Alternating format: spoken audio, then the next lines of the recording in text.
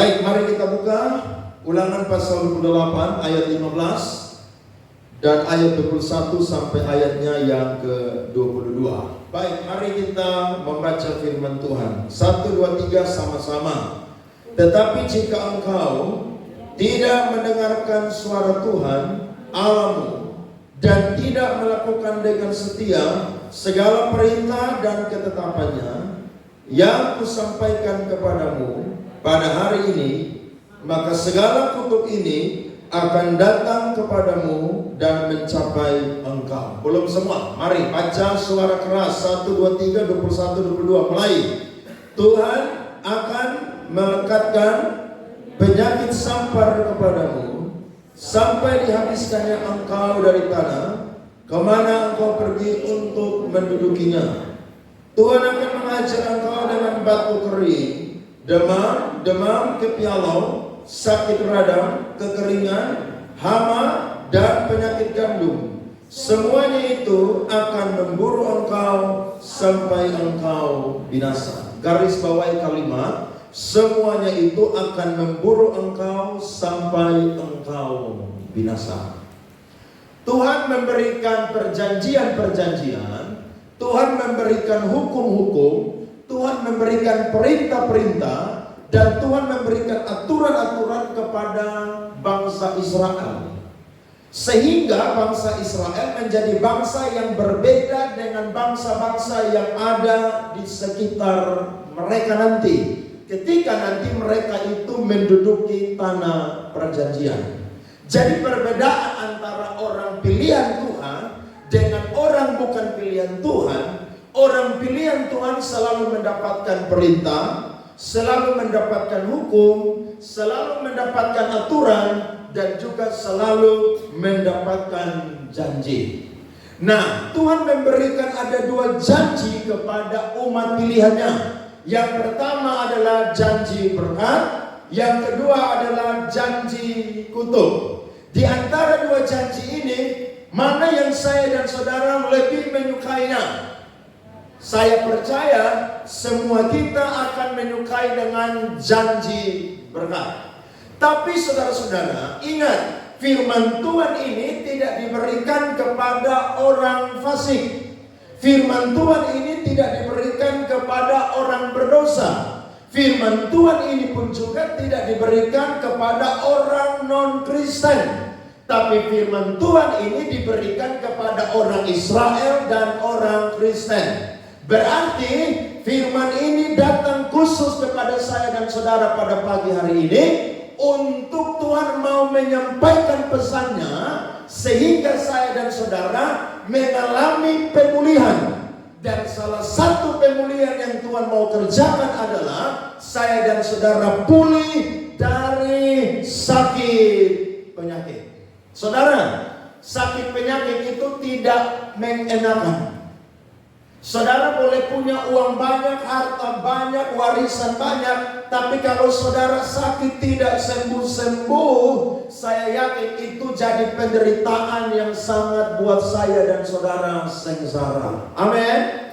Jadi kalau saya dan saudara diberkati Tuhan, maka itu satu perjalanan kehidupan yang sungguh-sungguh luar biasa karena kita menikmati berkat Tuhan. Jadi sekali lagi, ini firman bukan untuk orang di luar sana yang fasik, yang berdosa. Tapi firman Tuhan ini untuk orang percaya, saya dan saudara. Amin. Jadi Tuhan tidak pernah pusing dengan orang fasik, Tuhan tidak pernah pusing dengan orang berdosa. Yang Tuhan pusing, yang Tuhan peduli adalah orang percaya. Sehingga ketika saya dan saudara mendengarkan firman Tuhan ini baik-baik, maka kita akan memperbaiki hal-hal yang salah dalam kehidupan kita.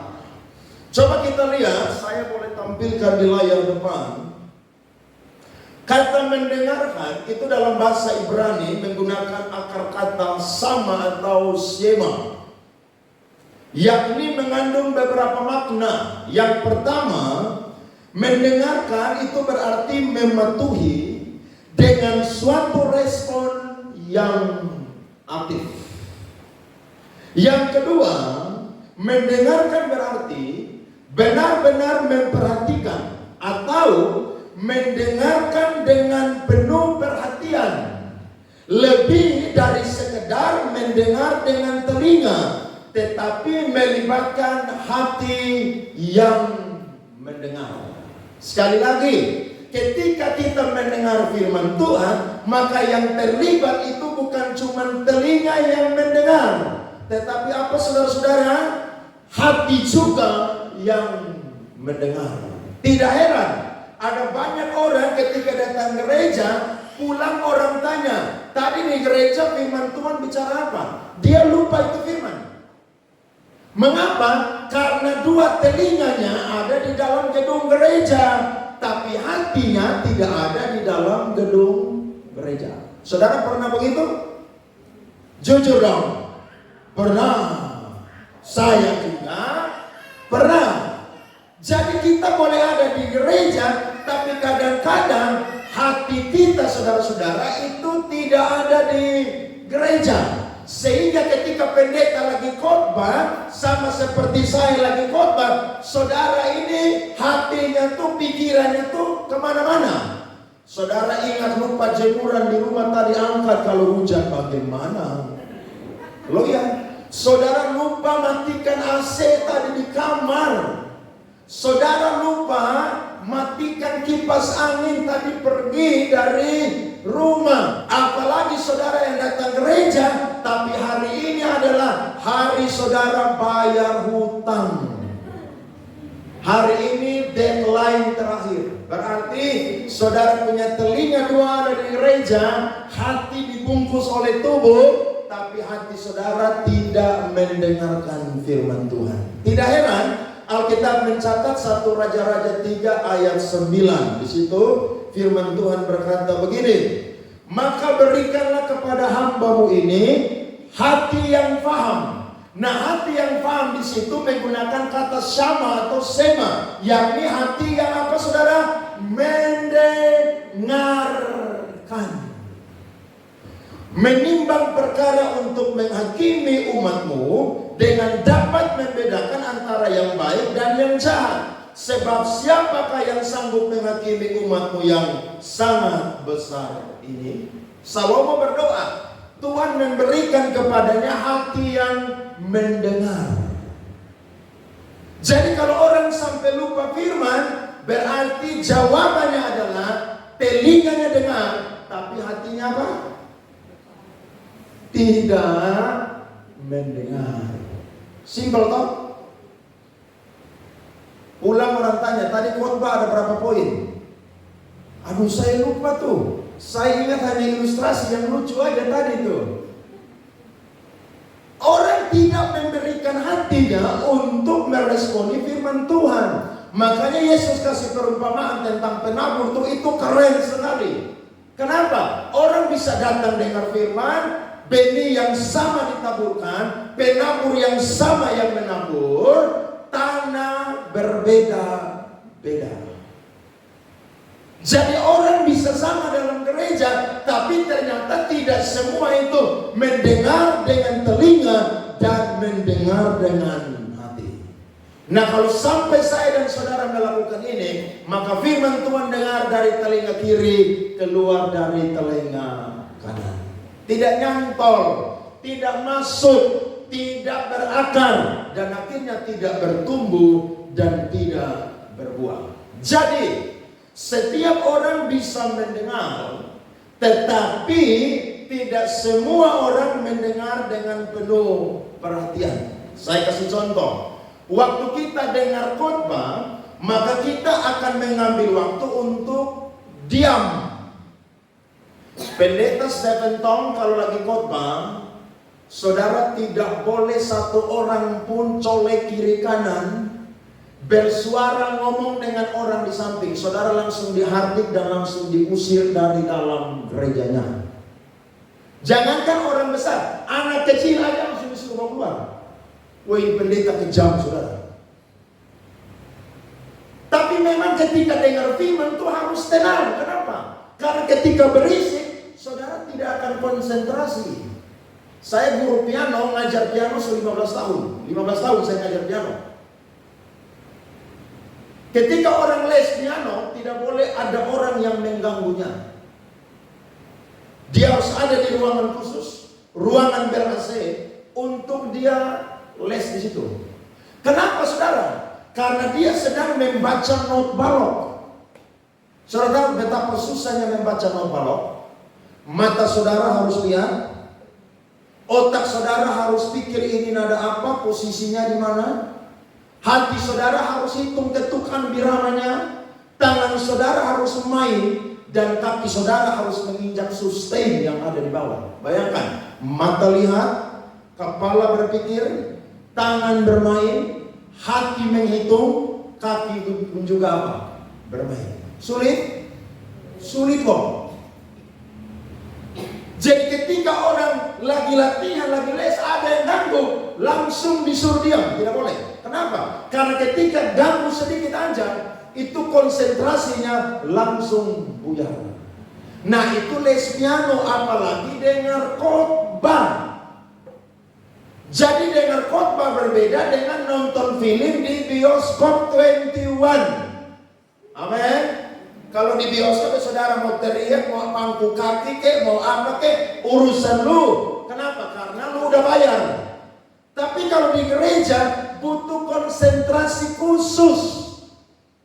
Makanya celaka kalau orang datang gereja, dia tidur di gereja. Aduh, itu dia pulang tidak dapat apa-apa.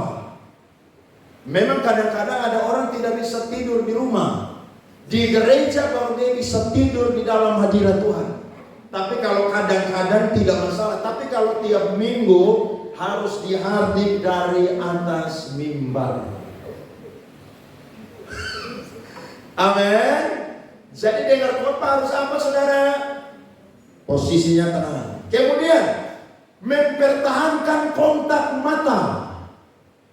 Jadi ketika saudara dengar khotbah, saudara khotbahnya tuh lihat pendeta tuh begini. Saudara tidak boleh lihat bawah lah, lihat kiri lah, lihat kanan lah, lihat luar sana lah. Tidak boleh. Kenapa? Karena ketika saudara tidak konsentrasi, maka firman itu akan cepat buyar. Saudara nonton debat wapres dengan capres, yang memberikan pertanyaan berkata, tolong konsentrasi karena pertanyaan cuma satu kali saja dan tidak diapa ulang. Saudara bisa bayangkan tuh, kalau itu capres berani tidak konsentrasi, langsung hilang itu pertanyaan. Dan itu saudara, malunya tidak karuan, satu Indonesia bahkan satu dunia.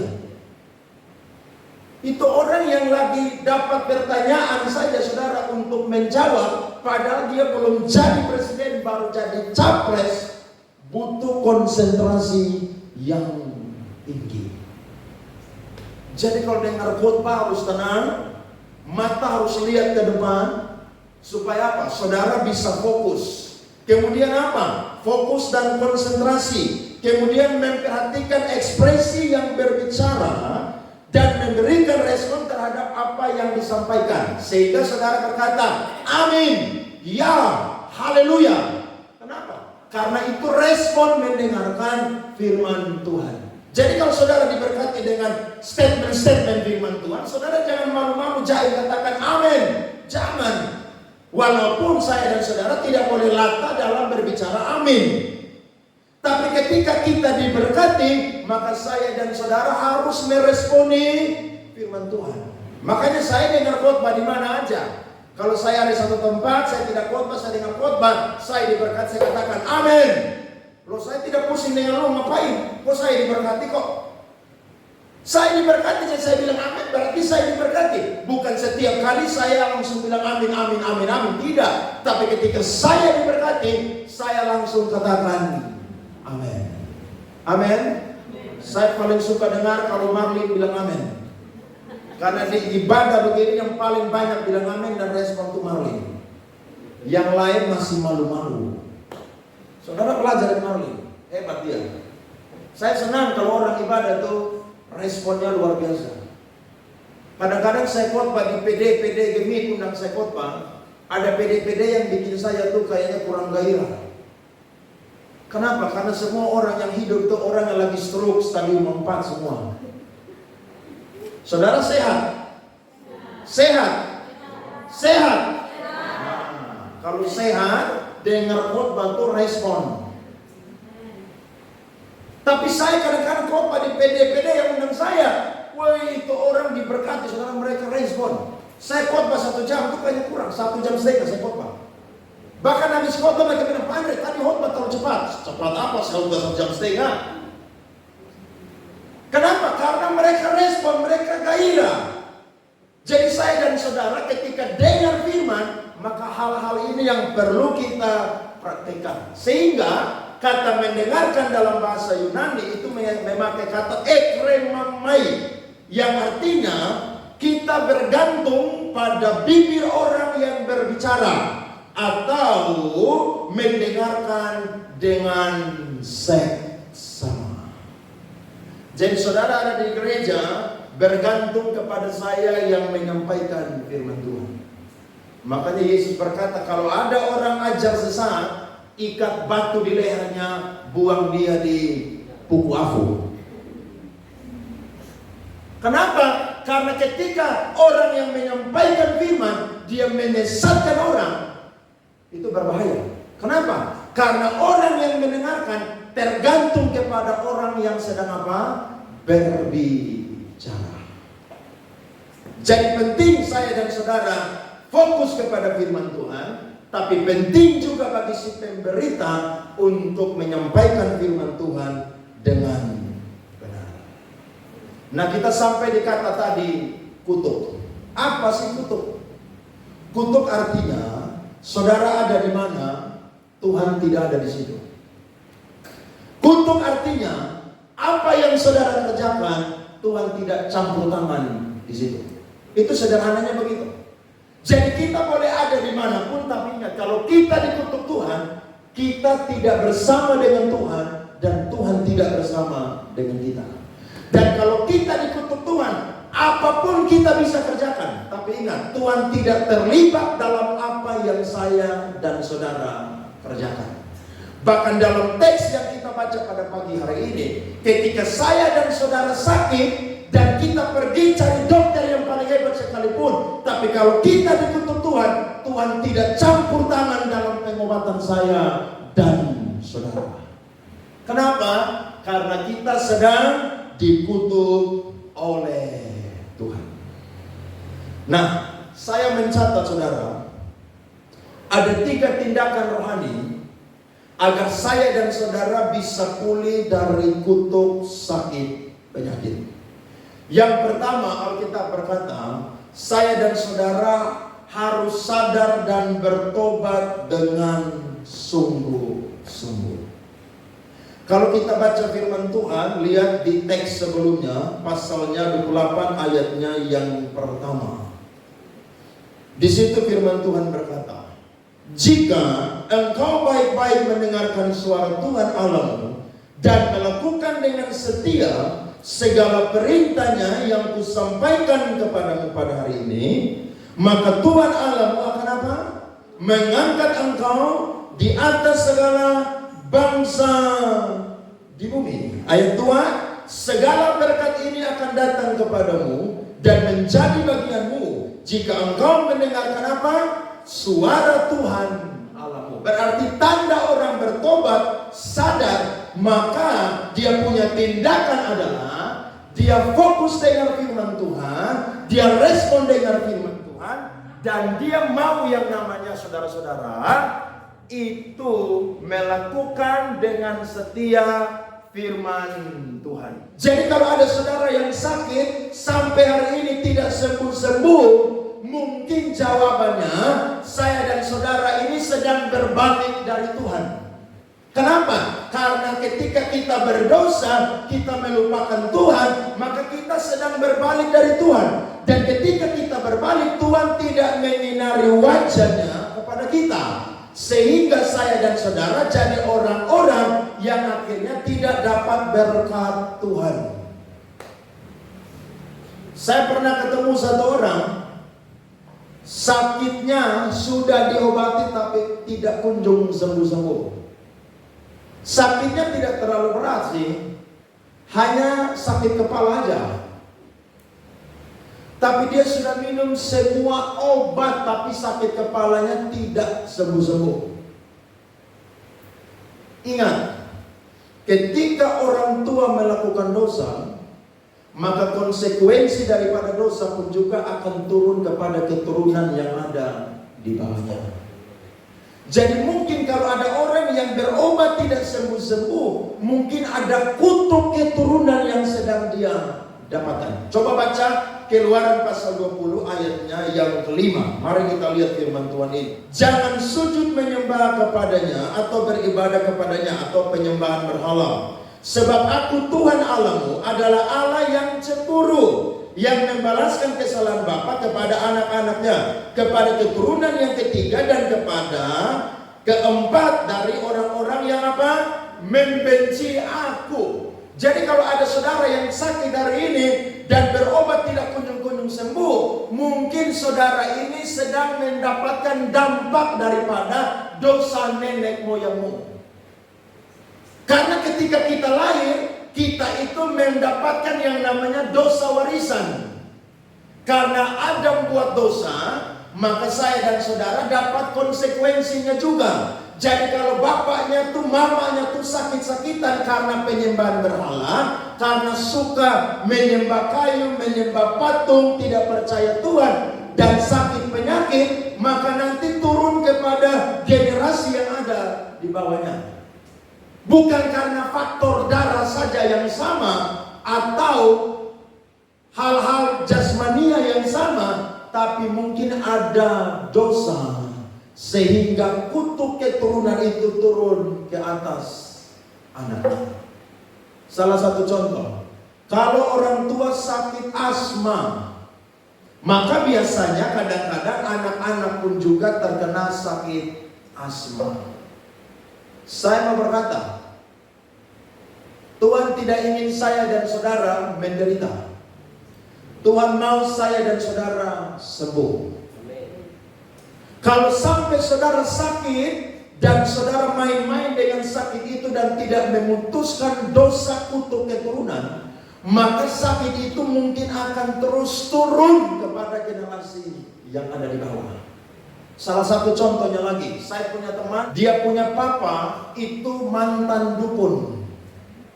Dan saudara tahu, konsekuensinya adalah semua anak laki-laki dia yang datang dari garis keturunannya yang lurus, itu semuanya akan gila. Dan saya punya teman, hari ini dia gila. Dia punya kakak laki-laki gila.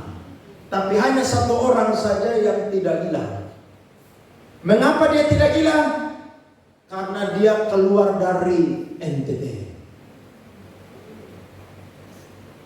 Salah satu yang iblis tidak pernah bisa buat adalah maha hadir. Iblis bukan maha hadir. Makanya kadang-kadang orang berkata, kalau lu mau obat itu tidak mujarab, tidak berkuasa, you langgar laut. Itu sesuatu yang kadang-kadang saya dan saudara harus percaya. Karena iblis itu bukan maha hadir, Allah itu maha hadir. Dan saudara tahu, gila mereka. Kasihan sekali. Kenapa bisa demikian? Karena orang tua menyembah setan. Jadi kalau saya dan saudara sakit dan tidak kunjung-kunjung, maka tindakan rohani yang pertama yang saya bisa sampaikan adalah sadar dan bertobat sungguh-sungguh. Amin.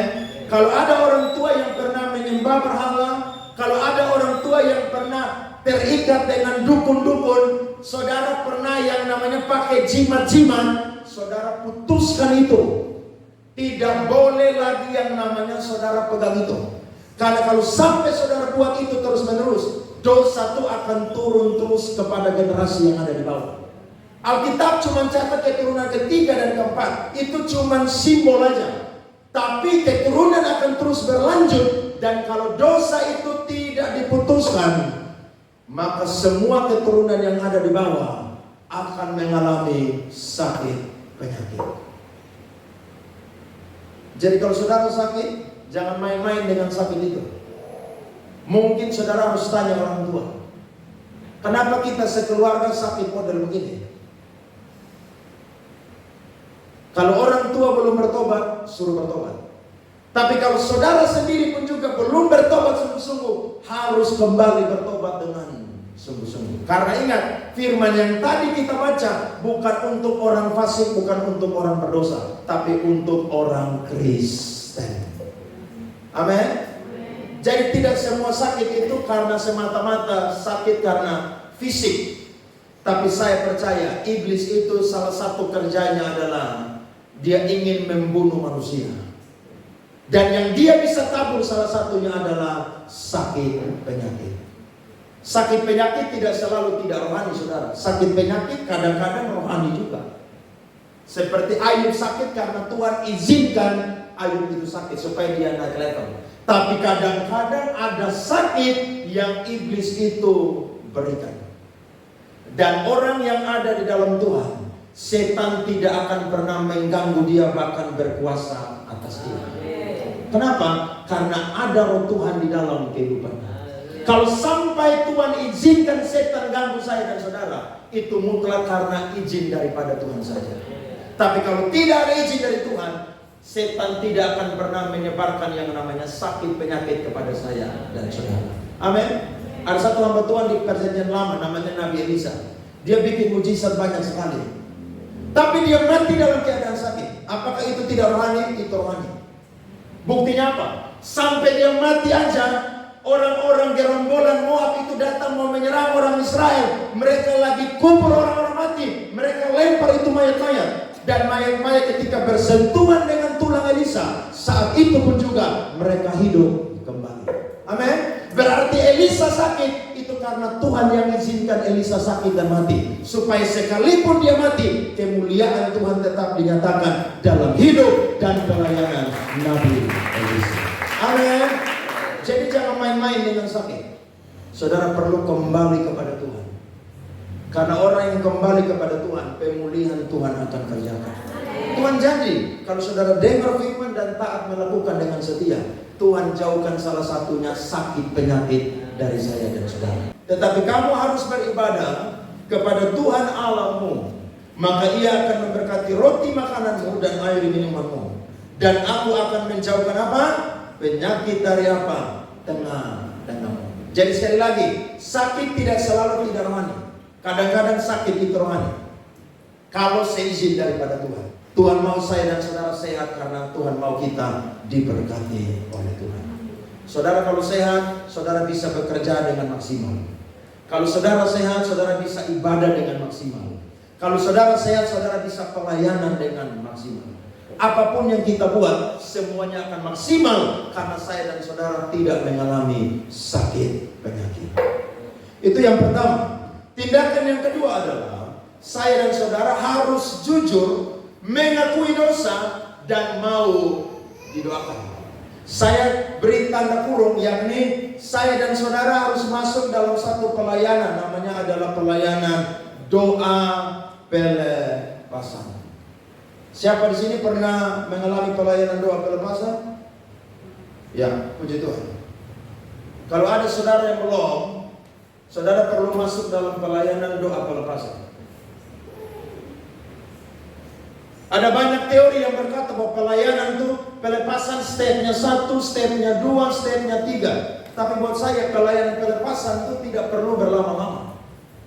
Kenapa? Karena pelayanan pelepasan akan cepat ketika orang itu mau mengakui dosanya dan mau didoakan. Lihat orang dirasuk roh jahat, Yesus sampai langsung setan berteriak, langsung orang itu sembuh, tidak perlu lama-lama. Jadi kalau saudara tanya, Pak Andre, bagaimana nanti kalau mau pelepasan berapa tahap? Ya tidak perlu lama-lama. Lu datang, lu ngaku dosa, kemudian lu dilayani doa pelepasan, maka langsung ikatan-ikatan semua itu akan terlepas. Saya pernah masuk dalam pelayanan doa pelepasan. Waktu saya masih Jakarta ada satu ibu, itu dia dapat karunia Nabi, saudara. Aduh, itu orang tajam sekali. Dia lihat saya dan saudara, dia udah tahu tadi lu bikin dosa apa. Langsung tahu. Saudara tahu, saya pernah pelayanan di Jakarta, di tempat dia, dan habis pelayanan dengan Andre, sini dong. Sini. Dia bilang begini, lu nih dulu nona banyak kan? Cewek banyak lu kan? Saudara tidak bisa lari, tidak bisa. Dia tahu. Minta maaf, saya punya teman pelayanan main drum. Sebelum pelayanan, tadi malam dia baru free sex dengan ibu pacar. Saudara tahu itu yang saya bilang, lu tadi malam baru melakukan free sex dengan ibu pacar kan? Saya minta maaf, langsung tertunduk, berlutut, minta ampun, menyerah. Pelepasan. Jadi itu hari saudara saya dan dia pelepasan saat itu. Bayangkan, itu dipermalukan itu. Loh, teman saya dipermalukan, saya dipermalukan. Tapi memang kalau saya dan saudara mau dipulihkan, saya dan saudara harus terbuka. Karena awal dari pemulihan adalah apa? Keterbukaan. Loh, siapa di sini tidak bikin dosa? Semua kita bikin dosa, hanya manifestasinya beda-beda. Ada yang dulu tukang pemabuk, ada yang dulu tukang pencuri, ada yang dulu tukang gosip, ya kan? Ada yang dulu tukang yang namanya gosip orang dan lain sebagainya. Banyak sekali manifestasi dosa. Nah, kita semua perlu doa pelepasan. Kenapa? Karena mungkin ada ikatan-ikatan dosa orang tua yang kita bawa dan itu perlu untuk dilepaskan. Makanya lihat tuh, kalau orang tua tukang berzina, kalau tidak doa putus, anaknya akan jadi tukang berzina. Percaya aja. Kalau orang tuanya tukang cerai, kalau tidak doa putus, anaknya akan cerai. Kalau orang tuanya suka mencuri, maka pasti anaknya akan tukang mencuri. Orang dunia aja berkata, buah jatuh tidak jauh dari pohon kok. Saya percaya dosa pun juga seperti demikian. Kalau saudara tukang menipu, mungkin orang tua tukang menipu. Jadi kita perlu masuk dalam pelayanan doa pelepasan. Makanya kadang-kadang orang doa pelepasan itu manifestasinya mengerikan. Itu orang kalau berontak, saudara-saudara mau 4 orang pegang begitu tidak akan bisa. Kenapa? Karena yang berkuasa atas dia punya tubuh itu adalah setan. Kita yang daging lawan roh, saudara tidak bisa. Tapi saya mau berkata, pelayanan pelepasan itu mudah sekali. Kalau saya dan saudara mau mengakui dosa dan mau didoakan. Saat itu pun juga pemulihan akan terjadi untuk saya dan saudara. Amin. Coba lihat Mazmur 107 ayat 17. Firman Tuhan berkata, ada orang-orang menjadi sakit oleh sebab kelakuan apa? Mereka yang berdosa. Dan disiksa oleh sebab apa? Kesalahan mereka. Itu yang saya bilang tadi. Tidak selalu sakit itu karena saudara salah makan, saudara salah minum. Tapi mungkin saudara sakit karena ada DOSA. Makanya ketika kita mau doakan orang sakit, jangan cepat-cepat doakan dia. Coba injili dia dan minta dia terus terang. Lu sakit nih gara-gara apa? Mungkin lu sakit ini karena dosa. Mungkin aja. Harus mengakui langsung. Jadi kalau orang mau pulih harus jujur. Saudara pergi ke dokter, dokter tanya, "You sakit apa?" Saudara sakit kepala, saudara bilang saya sakit perut dokter. Dokter kasih obat perut. Saudara sakit bukan kurang sembuh tapi tambah. Sakit kepala, sakit apa? Perut. Kenapa? Obat salah. Begitu juga dengan Tuhan. Ketika saya dan saudara mau dilepaskan dari kutuk sakit penyakit, maka yang perlu kita lakukan adalah akui dosa dan minta didoakan. Saya yakin pemulihan Tuhan itu cepat kok, tidak lambat. Langsung. Tidak perlu ikut step 1, step 2, tidak perlu. Kalau saudara mau, saudara akan mengalami pemulihan. Dan saya percaya sakit apapun itu sangat mudah sekali untuk Tuhan pulihkan saya dan saudara. Amin. Tepuk tangan. Mazmur 41 ayat 3 sampai 4. Alkitab berkata, Tuhan membantu dia di ranjangnya waktu sakit. Di tempat tidurnya kau pulihkan sama sekali dari sakitnya. Kalau aku kataku, Tuhan kasihanilah aku, sembuhkanlah aku, sebab terhadap engkaulah apa saudara? Aku berdosa. Jadi kadang-kadang sakit itu karena apa? Dosa. Mau disembuhkan? Harus akui dan apa? Mau didoakan. Jadi tindakan rohani yang kedua, saya dan saudara harus akui dosa dan mau didoakan. Amin. Saudara mau pulih? Mau sehat? Saya percaya Tuhan terlebih mau saya dan saudara sehat. Dan yang ketiga tindakannya adalah percaya kepada nama Tuhan Yesus. Karena nama Tuhan Yesus adalah nama yang sanggup menyembuhkan saya dan saudara. Ingat kisah perempuan 12 tahun pendarahan. Ketika Yesus ada di kerumunan banyak orang, dengan iman dia berkata, asal saja ku jamah jubahnya, aku sembuh. Dan saat itu pun juga dia sembuh. Ingat orang lumpuh yang meminta-minta jadi pengemis di Serambi Salomo. Dia sudah 40 tahun lebih usianya, bahkan dia sakit dari kecil. Tapi ketika Petrus dan Yohanes sampai mau beribadah, dia menatap mereka dan berpikir bahwa akan mendapatkan uang dari mereka. Tapi Petrus berkata, emas dan perak aku tidak punya, tapi apa yang kupunya akan kuberikan kepadamu. Dalam nama Tuhan Yesus, bangkitlah dan berjalanlah. Saat itu pun juga dia sembuh dari lumpuhnya dan berjalan. Amin. Berarti nama Yesus sanggup menyembuhkan saya dan saudara. Kalau kita sakit, maka yang bisa menyembuhkan kita hanyalah Tuhan. Dokter bisa mengobati, dokter bisa kasih obat, bisa kasih resep. Tapi ingat, kalau Tuhan tidak jamah obat itu, saudara mau dapat obat yang paling mahal sekalipun, Tuhan tidak akan menyembuhkan saya dan saudara. Tapi biar saudara mau dapat obat generik yang paling murah, tapi ketika saudara berdoa dalam nama Yesus, obat ini menjadi sarana kesembuhan. Saya percaya saya dan saudara disembuhkan oleh Tuhan. Amin. Jadi nama Yesus itu nama yang menyembuhkan. Kalau hari ini ada saudara-saudara yang sakit dan belum kunjung sembuh, maka ada tindakan ketiga yang mungkin saya dan saudara belum praktekkan, yakni kita mengandalkan nama Tuhan Yesus Kristus. Apapun sakit kita, percaya Tuhan sanggup untuk menyembuhkan. Orang mati saja dia bisa membangkitkan, apalagi saya dan saudara yang sakit. Dia sanggup untuk menyembuhkan saya dan saudara. Yang penting percaya kepada Tuhan, percaya kepada nama Yesus. Saudara baca Alkitab, Petrus, Paulus menyembuhkan banyak orang. Mereka cuma pakai satu kata aja, demi nama Yesus bangkitlah dan berjalanlah. Kenapa? Karena memang nama Yesus adalah nama yang berkuasa. Jadi saya dan saudara perlu untuk mengandalkan Tuhan. Kalau mau pulih dari sakit penyakit, jangan andalkan dokter, jangan andalkan medis. Itu penting juga, tapi bukan yang paling penting. Itu cuma sarana yang Tuhan berikan. Tapi di atas segala-galanya yang berkuasa adalah nama Tuhan Yesus Kristus. Saudara berseru hari ini Tuhan belum sembuhkan, berdoa lagi saudara. Saya percaya Tuhan akan menyembuhkan saya dan saudara. Kalau Tuhan berkehendak untuk menyembuhkan saya dan saudara. Kalau rencana Tuhan masih panjang dalam kehidupan saya dan saudara, walaupun kita sakit model apapun, Tuhan akan menyembuhkan kita.